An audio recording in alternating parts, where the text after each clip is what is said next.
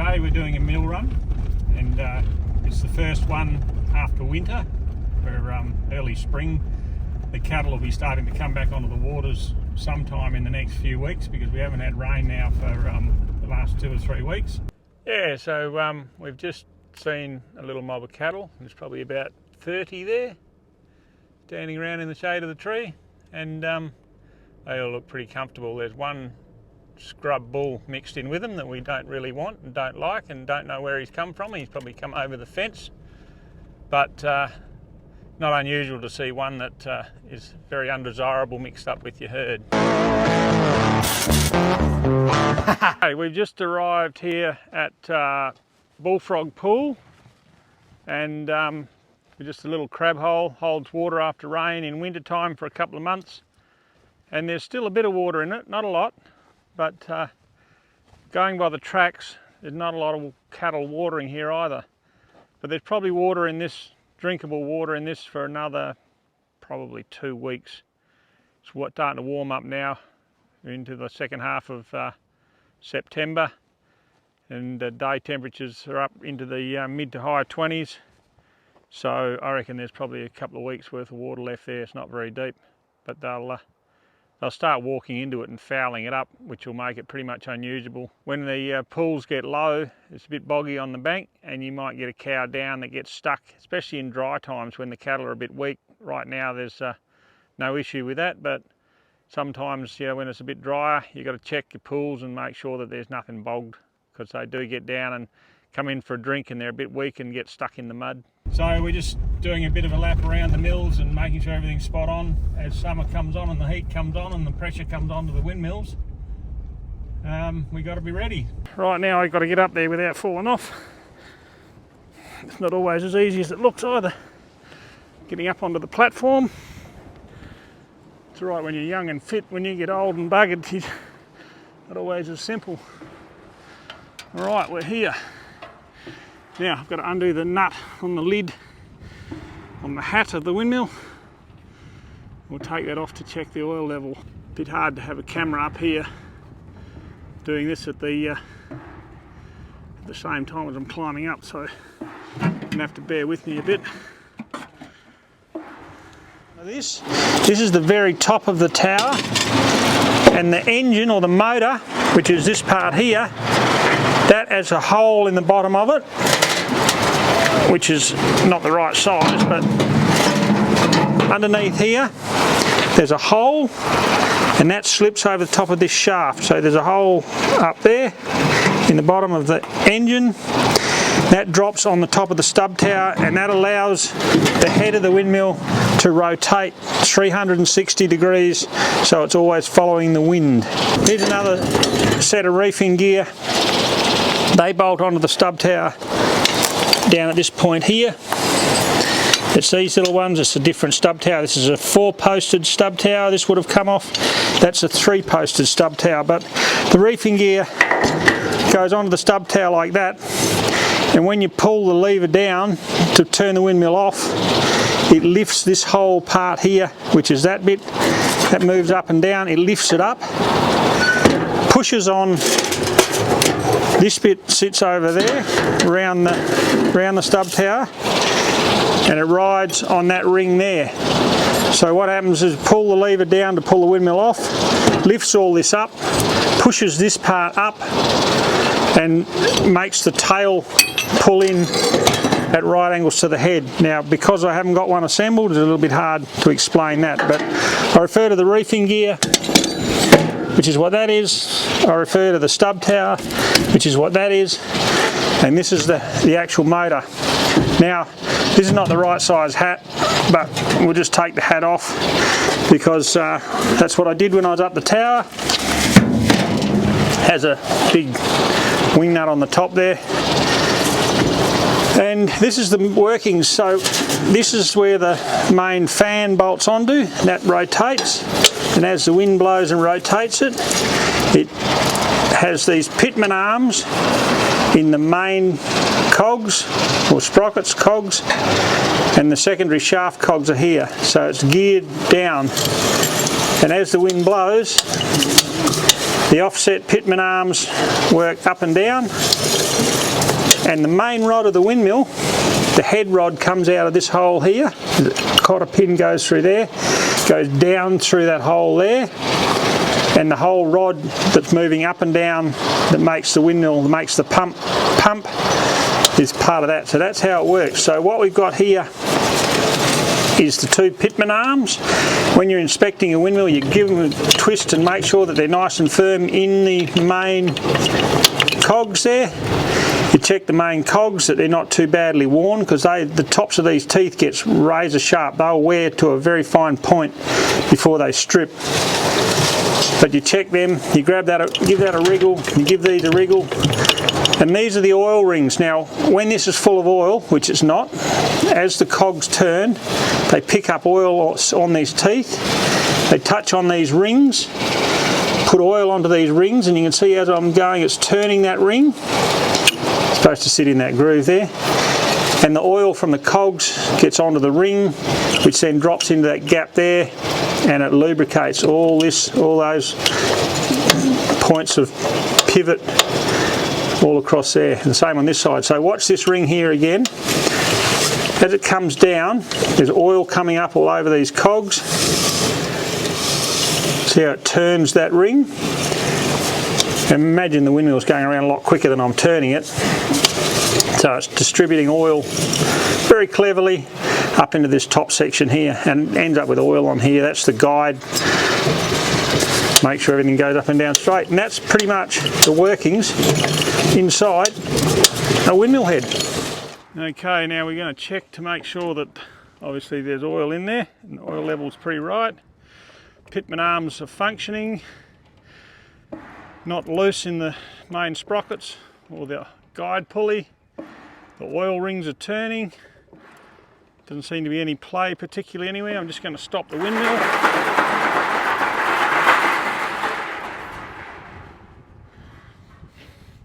Check the head, nothing's loose there. All the fans look to be intact. Alright, I'll let it go again. Put its hat back on. So everything inside the windmill head looks fine, the fan blades and everything look fine. It's turning nice and smooth, doesn't seem to be too much wear in anything. Now I'm going to check the pull off. Make sure that that's all functioning properly. So the reefing gear down here, and push on with my foot.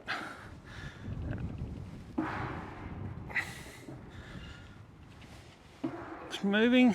Pull the windmill out of the wind. It's turning nice and freely on the stub tower. I've pulled the head out of the wind, so the wind head's going to stop. Maybe. Then I'm just going to give it a good push and a pull, make sure everything's moving freely in the shut-off. A bit of wear. Get in between the tail and the head will make it a bit easier.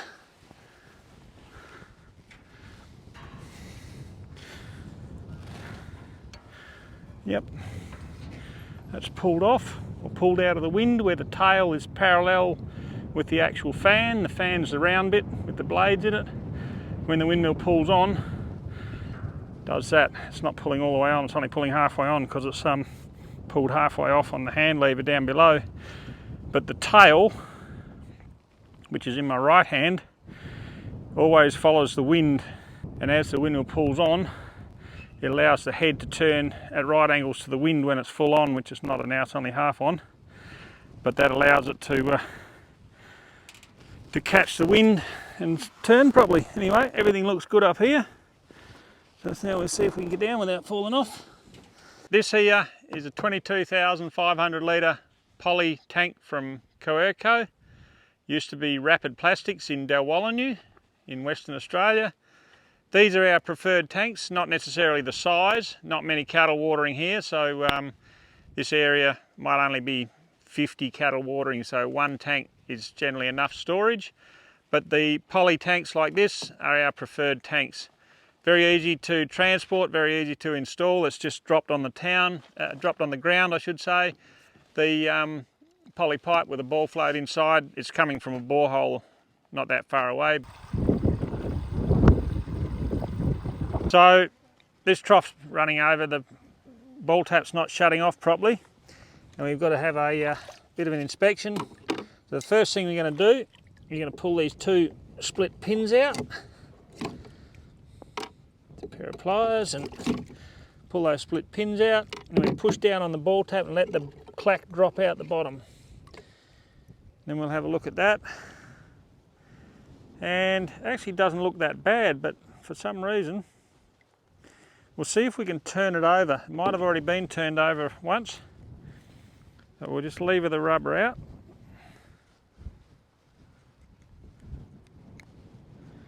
And have a look at what we can do. It's a homemade rubber, fits into that metal thing, and actually looks pretty good on that side. We might just have a go at putting it in backwards. You can see the ring where it's been sealing, there's a bit of calcium build up there. We might try and put it in backwards and jam it in there now and see if that fixes our problem. So it's pushed in backwards, push the float down, and this is the tricky bit, getting the holes to line up.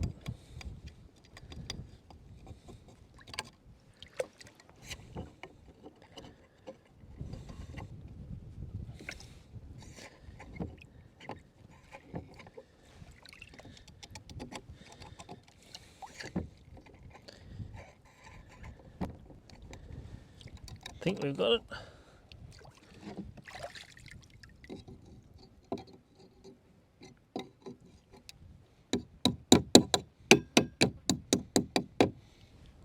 Okay, we'll give that a go.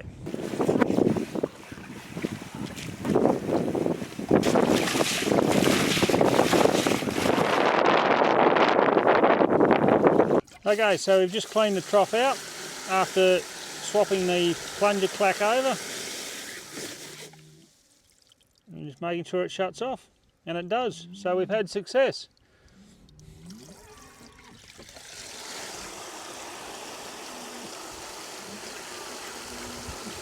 Yeah, so you're turning up, you're checking your windmill, making sure that's all functioning properly, taking note if it's pulled on or pulled off. Some of them are pulled on and off by hand, like we set them at half on or a third on, or middle of summer when there's a lot of pressure, a lot of cattle drinking, they might be all the way on, but most of ours have got automatic pull-offs, do it themselves, some haven't. Once you've had a look at your mill, you climb up, check the tank, see for a start whether the windmill's pumping, make sure there's water flowing into the tank if the windmill's turning. If the windmill's not turning, it's always good to check that the pipe's wet, because quite often it will have turned somewhere along the line and the pipe will still be wet or dripping a bit.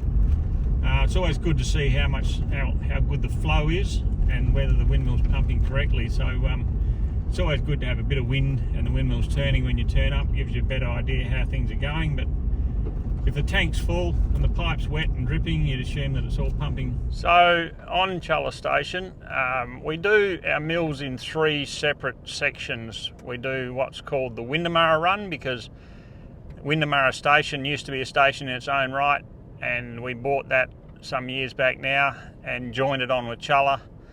So all the windmills on Windmill is one run, then we do the north end of Chulla, and then we do the south or southwest run of Chulla. So there's three separate runs. The Windmill run is the longest run because you're checking every windmill on Windmill Station and a few on Chulla as you leave the homestead as well. About 20 odd watering points in the Windmill run. Takes us about 6 hours on a good day if you don't have to fix too much, and it's about 220 kilometres to do the whole run. The Chulla run, about 14 or 15 windmills, well, watering points, not all windmills, solar pump dams, 14 or 15 watering points, and about 5 hours to do that. It's about 180 kilometres, that run. And the south run from Chulla, it's only got half a dozen watering points, and it's only about 80-90 k's to do all that one.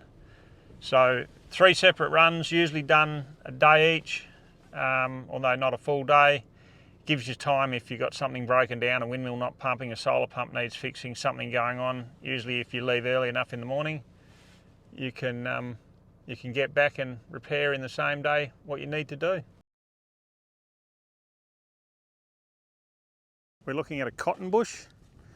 That's a pretty healthy specimen, flowering at the moment, full of flowers, and cattle will graze that at certain times of the year, but it's not a preferentially grazed. They'll pick at it and nibble at it as they go past, and that's one of our indicator species in certain landscapes.